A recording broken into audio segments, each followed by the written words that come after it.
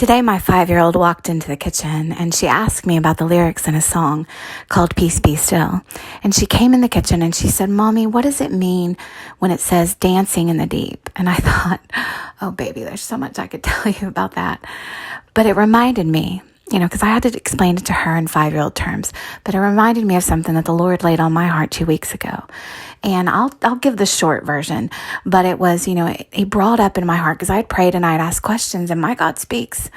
And so if yours doesn't, then you need to pray a little harder and you need to look into that because God will speak back to you. He is our Father. He does not leave us hanging when we ask him questions. And he brought to my attention when I was praying about some things, he told Moses to go do what he had him to do. And Moses was scared. He asked, he didn't think he could do it, even though he absolutely could. If God asked him to do it, he could do it. God was going to give him what he needed. God relented to him. God does that sometimes for us, but he shouldn't have to. But he gave Moses his brother Aaron, to speak up instead. Well, let's fast forward to Peter when Jesus asked him to walk on the water.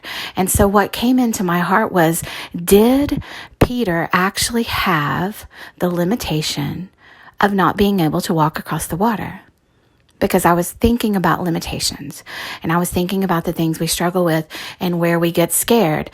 And I started thinking about Peter was actually walking across the water until where did his limitation begin? When he took his eyes off Jesus. Now we can look at that in a literal form or we can look at that in a spiritual form.